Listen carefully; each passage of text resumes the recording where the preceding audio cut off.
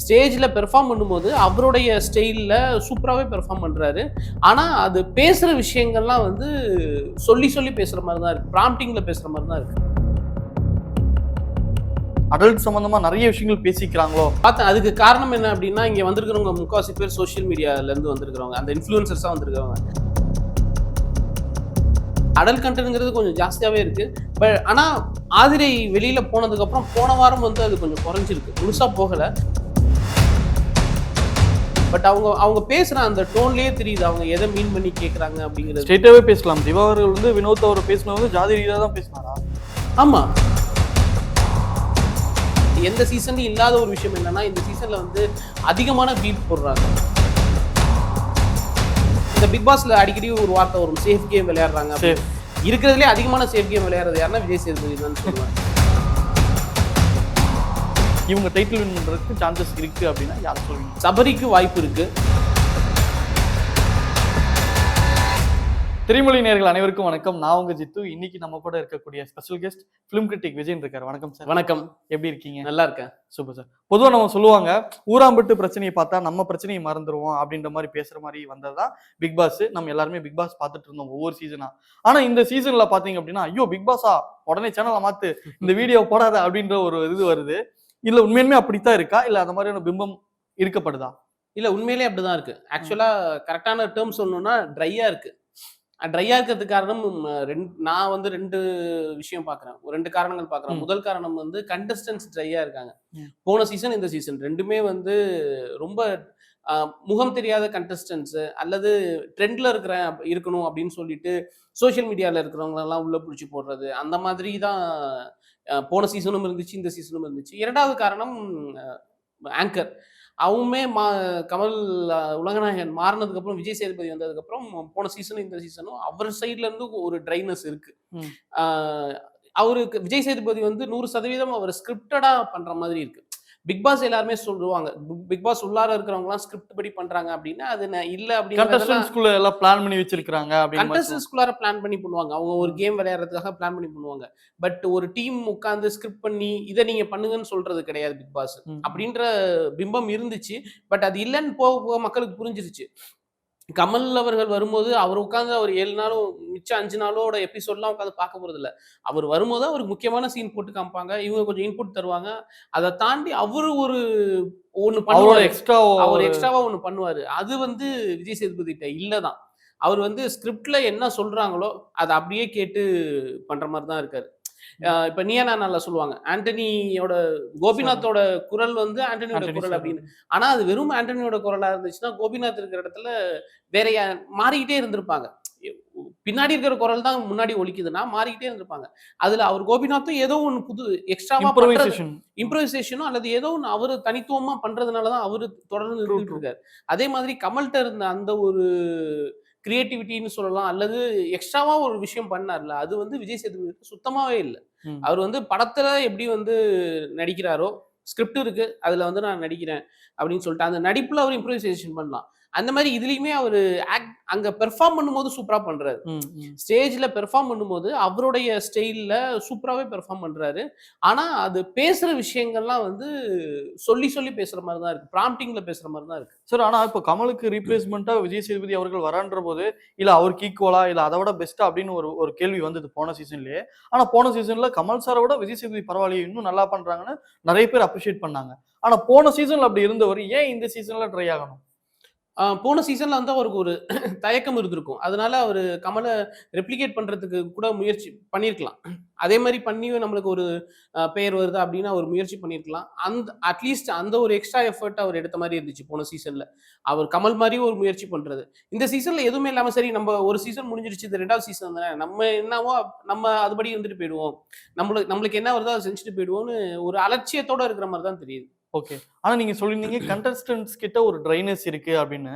நானே பாக்குறேன், சில எபிசோட்ஸ் எல்லாம் பாத்தீங்க அப்படின்னா அவங்கள முன்னாடி படுத்திக்கிறதுக்காக ஒரு கோவப்படுற மாதிரியோ ஹைலைட் பண்ணிக்கிற மாதிரியோ. ஆனா ஒரு விஷயம் மட்டும் தெளிவா புரிஞ்சுன்னா, இதுக்கு முன்னாடி இருக்கிற சீசன் எல்லாத்தையும் பார்த்துட்டு ஓகே நம்ம நல்ல விதமா இருந்தா ஆஃப் ஆயிடுவோம், நம்மள கெட்டதா ப்ரொஜெக்ட் பண்ணிட்டா கடைசி நாள் வரைக்கும் ஒப்பேத்திடலாம் அப்படின்ற ஒரு ஸ்ட்ராட்டஜி ஃபாலோ பண்றாங்களான்னு மக்கள் மத்தியில பார்க்கப்படுது.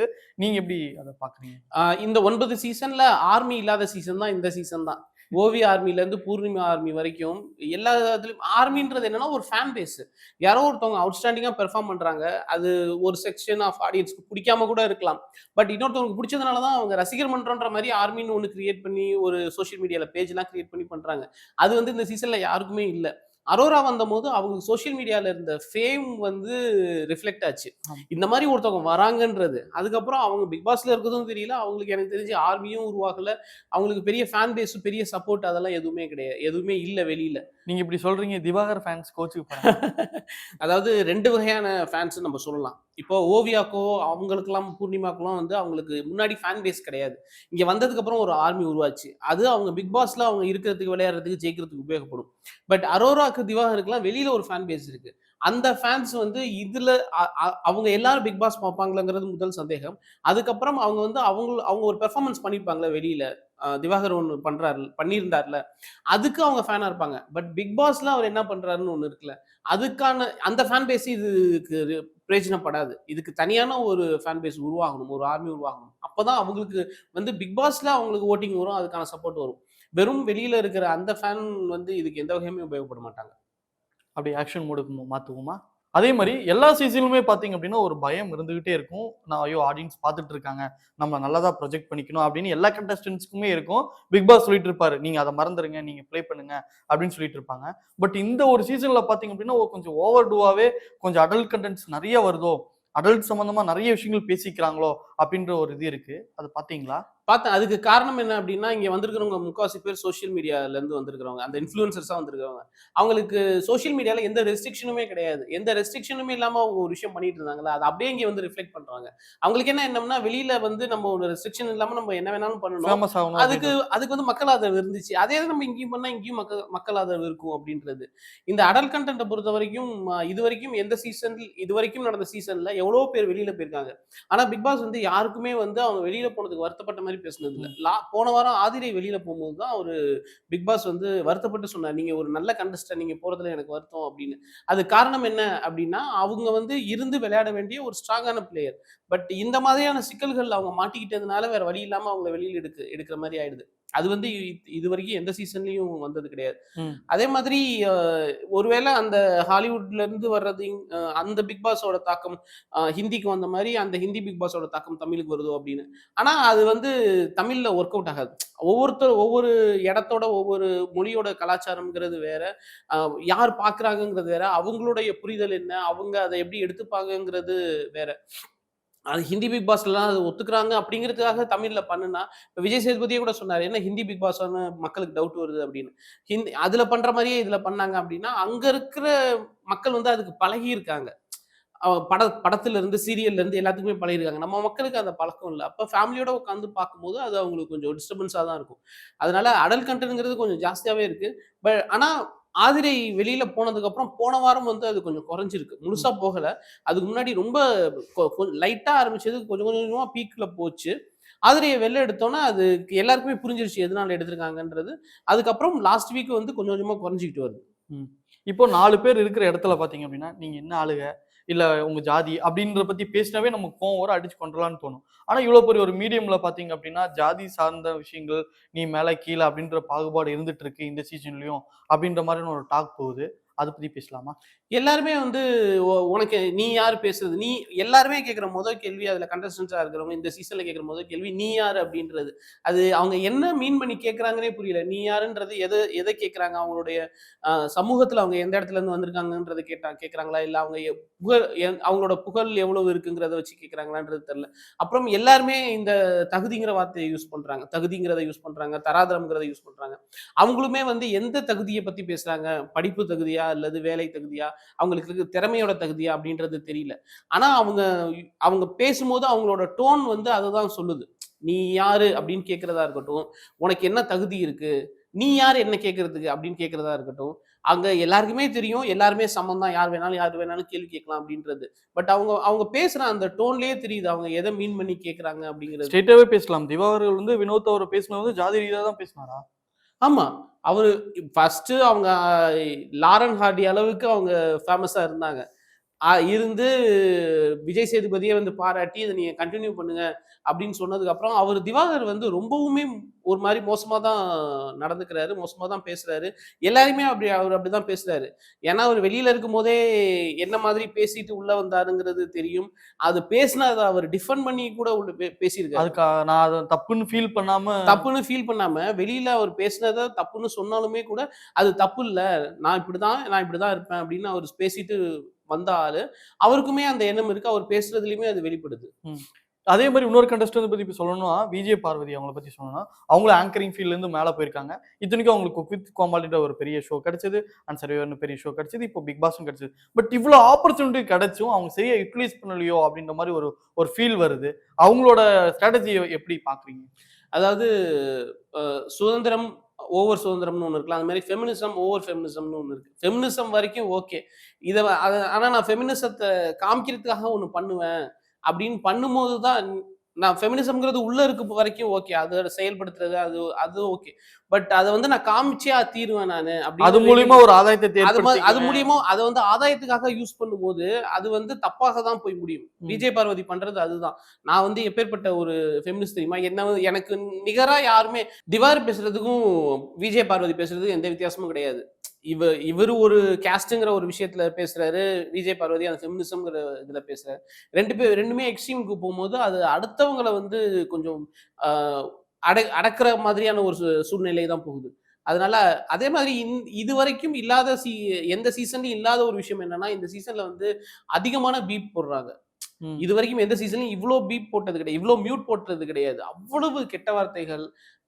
இந்த இந்த தகுதியை பத்தி பேசுறதே நமக்கு ஒரு மாதிரி கேட்கறதுக்கு ஒரு மாதிரி இருக்கு. ஆனா எல்லாருமே கொஞ்சம் கூட இது இல்லாம எல்லாருமே கெட்ட வார்த்தை பேசுறாங்க.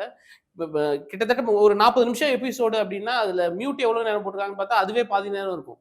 அவ்வளோ மியூட் போட்டு தான் ஒளிபரப்புறாங்களே. அவ்வளவு மோசமா பேசுறாங்க. இதுல எனக்கு வந்து இருக்கிறதுலே பெரிய வருத்தம் வந்து ஆங்கர் மேலேயே தான் இருக்கும். ஏன்னா இது எல்லாத்தையும் சரி பண்ற இடத்துல அவர் தான் இருக்காரு. இப்ப ஆதிரைய வந்து எவிக்ட் பண்ணி தான் மத்தவங்களுக்கு அந்த விஷயத்தை உணர வைக்கணும்ன்ற எதுவும் இல்ல. அவங்க எந்த அளவுக்கு அவங்கள வந்து முன்னாடியே எச்சரிக்கை பண்றாங்களோ அந்த அளவுக்கு அவங்க ஜாக்கிரதையா இருப்பாங்க. இப்ப ஆதிரை நான் சொன்ன மாதிரி ஃபர்ஸ்ட் எபிசோட்லயே வந்து அந்த அடல்ட் கண்டென்ட்லாம் வரல. கொஞ்சம் கொஞ்சமா தான் ஜாஸ்தியாச்சு. அப்போ எப்ப அது ஆகுதோ அப்பயே அவங்க தடுத்து நிப்பாட்டணும். அது நிப்பாட்டாம அவங்கள எவ்வளவு தூரம் போகட்டும், நமக்கு டிஆர்பிக்காக எவ்வளவு தூரம் போகட்டும் அப்படின்னு சேனல் மேலேயும் தப்பு இருக்கு. எவ்வளவு தூரம் போகட்டும் அப்படின்னு விட்டுட்டு கடைசியில வந்து அவங்கள எவிக்ட் பண்ணி தான் மத்தவங்க உணர வைக்கணும் அப்படிங்கிறது அவங்களுடைய அது அவங்களுக்கு உணர வச்சிருந்தா அவங்களுமே திருத்தறதுக்கான ஒரு வாய்ப்பு இருந்திருக்கும். இப்ப அது அவங்களோட கரியருக்குமே ஒரு பிளாக் மார்க்கா தானே போகும். அவங்க இருந்து விளையாடி வந்திருக்க வேண்டிய ஆளு கிட்டத்தட்ட ஃபைனல் வரைக்கும் வரக்கூடிய பொட்டன்ஷியல் இருக்க ஆள் தான் ஆதிரை. விளையாடாதவங்க எல்லாம் உள்ள இருக்கும்போது அவங்கள வெளியில எடுக்கிறது அப்படின்றது ஏதோ எடுத்தோம் கவுத்தோம் பண்ற மாதிரி இருக்கு. ஒரு ஆர்கனைஸ்டா பண்ற மாதிரியே ஒரு பிளான்டா பண்ற மாதிரியே இல்ல. திடீர்னு அதிகமான எதிர்ப்பு வந்துச்சு. இப்ப நீங்க சொன்ன அந்த அடல்ட் கண்டென்ட் விஷயம் வந்து பிக் பாஸை பத்தி அந்த ஆதிரி எவிக்ஷனுக்கு 2 நாளைக்கு முன்னாடி வந்து சோசியல் மீடியால வெறும் அந்த அடல்ட் கண்டென்ட் பத்தி மட்டும் தான் பேசினாங்க. அதை எப்படி ஸ்டாப் பண்றது, இவங்களுக்கு எவிக்ட் பண்ணுவோம் ஸ்டாப் ஆயிடும் அப்படின்னு இது வந்து சேனல் பண்ண ஸ்ட்ராட்டஜி. அது வந்து எனக்கு சரியா படல. ஓ எல்லாருமே தப்பு பண்றவங்க தான். இப்ப கமல் இருந்த வரைக்கும் தப்பு யாரெல்லாம் தப்பு பண்றாங்களோ அதெல்லாம் அவர் ஒவ்வொரு வீக்கெண்ட்லயும் அவர் எடுத்து சொல்லுவாரு. அவங்க அந்த வாரம் திருத்திப்பாங்க. அவங்க திருந்துற அளவுக்கு எடுத்து சொல்லுவாரு. விஜய் சேதுபதி அது பண்றதே கிடையாது. இப்போ உதாரணத்துக்கு இப்ப கமருதீன் வந்து ஏதோ ஒன்று அவர் நிறைய விஷயங்கள் பண்றாரு. அத வந்து இப்ப விஜய் சேதுபதி அவர்கிட்ட எடுத்து சொல்றாரு. சொல்லிட்டு பிரேக் விட்டு போயிட்டா திருப்பி அதே வீக்கெண்ட் எபிசோட்லயே அவர் நின்னுட்டு அதை பத்தி தான் திருப்பி பேசி கத்துறாரு. அவர் உணர்ற அளவுக்கு இவர் எடுத்து சொல்றது கிடையாது. சோ அந்த ஒரு இதுவும் விஜய் சேதுபதி கிட்ட அவரும் அதுல லேக் ஆகுறாருன்னு தான் சொல்லணும். கமல் எடுத்து சொல்லி அவங்களுக்கு புரிய வச்ச அளவுக்கு விஜய் சேதுபதியால எடுத்து சொல்லி புரிய வைக்க முடியலையா, இல்ல அவரு சேஃப் கேம் விளையாடுறாரு. சேஃப் கேம்ங்கிறது பிக் பாஸ்ல இல்ல, பிக் பாஸ் இவர் இப்படித்தான் பேசணும்னு ஒரு பிளான் பண்றாங்களா அப்படின்றது அவங்க பிளான் பண்ணலாம். பட் அது நீங்க சொல்ற மாதிரி விளையாட முடியும். நான் பண்ண மாட்டேன், நான் இப்படிதான் பண்ணுவேன்ற இடத்துல தான் அவர் இருக்காரு. இப்ப அவங்க கமலுக்குமே சொல்லியிருப்பாங்கல்ல, அதை தாண்டி தானே அவரு ஒண்ணு பண்ணாரு. அந்த மாதிரி அவர் பண்ணக்கூடிய இடத்துல இருக்காரு. இப்ப பிக் பாஸ் வீட்டுல இருக்கிறவங்களுக்கு சொல்லலாம் நீங்க இதுதான் பண்ணணும் அப்படின்னு. அப்போ அவங்க கேட்கிற இடத்துல தான் இருக்காங்க. பட் விஜய் சேதுபதி வந்து அந்த இடத்துல இல்லைல்ல. அவரு நினைச்சா என்ன வேணாலும் பண்ணலாம். நீங்க சொல்ற மாதிரி என்னால பண்ண முடியாது, நான் இப்படிதான் பண்ணுவேன்னு அவரு ஒண்ணு தனியா பண்ணலாம். ஆனா இந்த பிக் பாஸ்ல அடிக்கடி ஒரு வார்த்தை வரும், சேஃப் கேம் விளையாடுறாங்க. இருக்கிறதுலே அதிகமான சேஃப் கேம் விளையாடுறது யாருன்னா விஜய் சேதுபதி தான் சொல்லுவேன். ஓகே. இந்த டெலிவிஷன் வந்து கொஞ்சம் கொஞ்சமா பூம் ஆகும்போது பாத்தீங்க அப்படின்னா, இப்போ உதாரணத்துக்கு மெட்டிஒலி அந்த மாதிரியான ஒரு கல்ட்டான ஒரு சீரியல்ஸ்ல வந்துட்டு இருக்கும்போது, ஏன் ரொம்ப எல்லாராலையும் கொண்டாடப்பட்டுச்சுன்னா, நமக்கு நெருக்கமா இருந்தது, பக்கத்து வீட்ல பாக்குற மாரி இருந்தது, அப்படின்ற ஒரு பிம்பம் இருந்தது. அதுக்கடுத்து பாத்தீங்க அப்படின்னா, நார்த்ல இருக்கிற சீரிஸ் அதோட சீரியல்லாம் பார்த்துட்டு, நம்ம இந்த மாரி எளிமையா காட்டக்கூடாது. ஒரு வீட காட்சாலும் ஒரு கிராண்ட்னஸ் இருக்கணும். ஆர்டிஸ்ட் இருந்தாலும் ஒரு நல்லா ஜிகு ஜிகுன்னு இருக்கணும் அப்படின்ற ஒரு பிம்பம் வந்தது. இது மீடியால ஒரு ஸ்ட்ராட்டஜியா இவங்க ஃபாலோ பண்ணாங்க. அதே மாரி பிக் பாஸ்லயும் பாத்தீங்க அப்படின்னா, நார்த்ல இருக்கக்கூடிய பிக் பாஸ பார்த்துட்டு, ஓகே இதே மாரி ஒரு ட்ரையாங்கிள் லவ் ஸ்டோரி, இந்த மாரி ஒரு லவ் ஸ்டோரி, இந்த மாரி ஒரு ஃபைட்டு, இந்த மாரி இருந்தா நல்லா இருக்கும்னு அந்த ஸ்ட்ராட்டஜி இவங்க ஃபாலோ பண்றாங்களா? பிக் பாஸ பொறுத்தவரைக்கும் அவங்க குடுக்குற டாஸ்க்கு, அதெல்லாம் வந்து கொஞ்சம் அ எல்லாமே காப்பி தான். அது இப்ப இங்கிலீஷ் பிக் பாஸா இருக்கலாம், அது வேற மொழியில இருந்திருக்கலாம், ஹிந்தில இருந்திருக்கலாம், எதா வேணாலும் இருக்கலாம். பட் ஓரளவுக்கு தான் அத ஆர்கனைஸ் பண்ண முடியும். இப்ப விஜய் சேதுபதி எல்லாம் வந்து 100% ஸ்கிரிப்டடா அவர ஒரு வீக்கெண்ட் ஷோ பண்ண வைக்க முடியும். பட் உள்ள இருக்கிறவங்கள்ட்ட 100% ஸ்கிரிப்டடா பண்ணவே முடியாது. ஏன்னா, அவங்களோட கான்ஷியஸ்னஸே அவங்க இழந்துருவாங்க. ஒரு மேக்ஸிமம் ஒரு 1 வாரம் இருக்கும். 100 நாள்லாம் வந்து ஒருத்தர ஒரு இடத்துல உட்கார வச்சு ஸ்கிரிப்டடா இது மட்டும் தான் பண்ணணும் அப்படின்னு சொல்லி யாராலுமே பண்ண முடியாது. ம். ஸோ அது வந்து ஸ்கிரிப்டட் கிடையாது. மனிதர்களோட உண்மையான முகமும் அதுல பிக் பாஸ்ல வெளிவருது. அதுல எந்த சந்தேகமும் கிடையாது. ஆனா அந்த உண்மையான முகம் வெளியில வரும்போது அதுல இருக்கிற தவறுகள சுட்டி காமிக்கிறது, அதெல்லாம் வந்து பிக் பாஸ் பண்ணணும் அல்லது ஆங்கர் பண்ணணும். அதுல தவறு பண்ணிர்றாங்க. அத தவறிர்றாங்க அது பண்ணாம. Sorry for the interrupt. நான் எந்த விதத்துல மீன் பண்றேன் அப்படின்னா, இப்ப தமிழுக்குன்னு ஒரு ஒரு ஒரு கல்ச்சர் இருக்கு. இப்போ நீங்க நார்த்ல இருக்க ஒரு உடையோ, அதுல இருக்கிற ஒரு பேச்சு வழக்கோ, அதுல இருக்கிற ஒரு விஷயத்தோ, இதுல ஒரு திணிக்கிற மாரியான ஒரு விஷயங்கள் இருக்கோ, ஒரு கல்ச்சரேட்டடா. இப்போ முன்னாடி வந்து ஒரு 18+ பேசுறதே ஒரு ஒரு முகம் சுளிக்கிற விஷயமா இருந்தத, இது ஒரு ஜெனரலைஸ் பண்றாங்களோ, இதெல்லாம் காமன் தான் அப்படின்ற ஒரு ஜெனரலைஸ்டா இருக்கப்படுதோ? அதுக்கு முயற்சி நடக்குது. ஆனா அது வந்து தமிழுக்கு எடுபடாது. ம். அந்த அந்த மாரி அவங்க எடுத்த முயற்சி தான் வந்து அடல்ட் கன்டென்ட்ங்கிறதுல வந்து நின்னுச்சு. இந்த அடல்ட் கன்டென்ட்ங்கிற இந்த ஒரு டிஸ்கஷன் சோசியல் மீடியால நடந்தது வந்து ஹிந்தில நடந்திருக்காது. அவங்க வந்து அத அங்க நார்மலைஸ் ஆயிடுச்சு. அதனால அவங்க நார்மலா எடுத்துட்டு போயிடுவாங்க. பட் அந்த நார்மலைசேஷன் இங்க தமிழ்ல இன்னும் வரல. அதனால தமிழ்ல அந்த மாரி நடக்காது. இவங்க எவ்வளவு முயற்சி பண்ணலாம். அந்த மாரி கொண்டு வர்றதுக்கு முயற்சி பண்ணலாம். ஆனா அது அது இந்த சீசன்ல அது ஒர்க் அவுட் ஆகாது அப்படிங்கிறது இந்த சீசன்ல நிரூபணம் ஆயிடுச்சு. ஒர்க் அவுட் ஆகல. அதோட பின்விளைவுகளையும் பிக் பாஸும் அந்த டீமும் சந்திச்சிருச்சு. அதுக்கான பலியாடு தான் அதிரி. ஓகே. இந்த மாரியான ஒரு நெகட்டிவ் இந்த மாரி ஒரு நேம் எடுத்துட்டு இருக்க கண்டஸ்டன்ட்ஸ் மத்தியில, தன்னோட நேம மாத்திக்கணும்னு நெனைக்கிற கலையரசன், சுபிக்ஷா, ரம்யா, ஜோ இந்த மாரியான கண்டஸ்டன்ட்ஸோட காம்படிஷன் கொஞ்சம் மறைக்கப்படுதோ? அவங்க வந்து தெரியாமலே இருக்கப்படுறாங்களோ? அதுக்கு காரணமும் நான் பிக் பாஸும் ஆங்கரும் தான் சொல்லுவேன். ஏன்னா அவங்களோட குரல் கேட்காத அளவுக்கு மற்றவர்களுடைய குரல் அதிகமா இருக்கு. கத்திக்கிட்டே இருக்காங்க. அது கத்துறது ஏதோ அதிசயமா இன்னைக்கு தான் விஜய் சேதுபதி கொஞ்சம் கண்ட்ரோல் பண்றதுக்கு ட்ரை பண்றாரு. பட் மத்தவங்களோட குரல்ல இவங்க குரல் அமுக்கப்படுகிறது. எல்லாருக்கும் சரிசமமான ஒரு வாய்ப்புன்றது அங்க பிக் பாஸ் வீட்ல இல்ல. நான் சொன்ன மாரி அது ஒரு பிளான்டா இல்ல இந்த பிக் பாஸ். ரொம்ப ஒரு மாரி கலச்சு போட்ட மாரி தான் இருக்கு. பிளான் பண்ணி பண்றதா இருந்தா மத்தவங்களோட வாய்ஸ கம்மி பண்றதுட்டு இவங்க பெர்ஃபார்ம் பண்றதுக்கான ஒரு ஸ்டேஜோ, ஒரு டாஸ்க்கோ அந்த மாதிரி பிக் பாஸ் தான் அமைச்சு தரணும். எல்லாரும் எப்ப பார்த்தாலும் கத்திக்கிட்டே இருக்காங்கன்னா, அவங்கள அடக்கி வச்சாலே மத்தவங்களோட ம், வாய்ஸும் ம், வெளியில ம். வரும். அங்க வந்து ஒரு நார்மல் பீப்பிளோட வாய்ஸே வரமாட்டேங்குது. யோகி பாபு சொல்ற மாரி இவங்கலாம் நார்மல் பீப்பிள் இல்லன்னு கொஞ்சம் பேர் இருக்காங்கல்ல.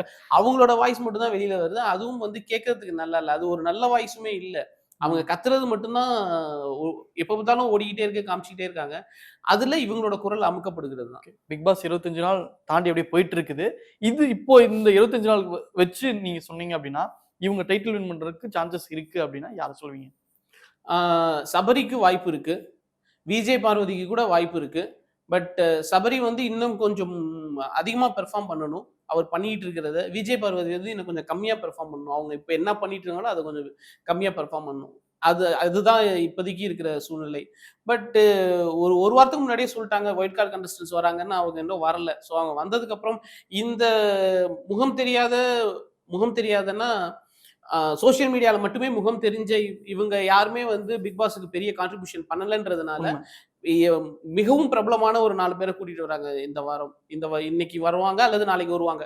அவங்க வந்ததுக்கு அப்புறம் வேணா அந்த பிக் பாஸோட போக்கு மாறும். ஏன்னா ஒயில்ட் கார்ட் கண்டஸ்டன்ட்ஸா இருந்து பிக் பாஸ் டைட்டில் வின்னர் ஆன எத்தனையோ பேர் நம்ம எத்தனையோ பார்த்திருக்கோம். பேர் நம்ம பார்த்திருக்கோம்.